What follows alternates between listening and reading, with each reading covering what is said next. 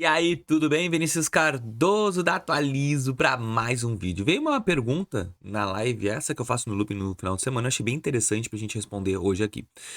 Qual o cartão de crédito que libera mais limite? Gente, vamos lá.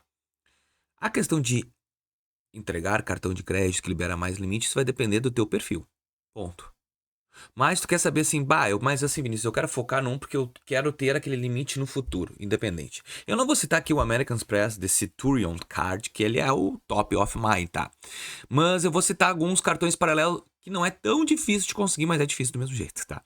Primeiro, o Santander Unlimited. É Unlimited. É o Mastercard Black ou Visa Infinite, tá?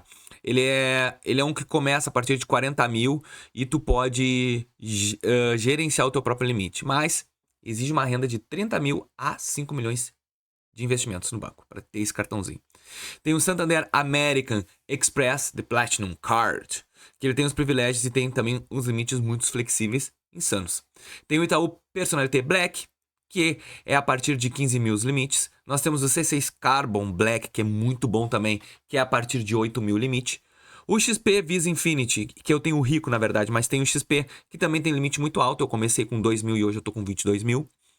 Tem também o BTG Pactual Black, que é top demais, mas aí tem que ter uma renda muito boa. O Bradesco Visa Airtenum ou American Express The Centurion Card, que é por tudo por convite, que também é limite infinito.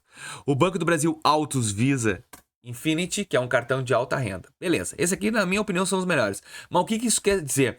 Para te ter um cartão desse, cara, tem que ter uma renda de, no mínimo, a partir de 20 mil. Para começar a querer ter esse cartão. O teu score tem que ser lá na tampa. Não tem como ser um score baixo ou mediano. O teu histórico de crédito tem que ser impecável. Ninguém vai te dar um cartão de 40 mil de limite se tu teve uma oscilação no teu histórico. O teu relacionamento com o banco também. Eu abri a conta pra ontem, eu quero pra ontem. Não existe isso. Então não dá, tem que construir um relacionamento. E também, investimento é a alma do negócio para limite alto. Então isso aí, gente, assim, ó, o cartão tem um monte. Como tu vai conseguir, vai depender de ti, tá bom? Eu espero que vocês tenham entendido, tenham gostado desse vídeo. Se gostou, likezinho, inscreve no nosso canal e ajuda a Atualiza a crescer. Valeu!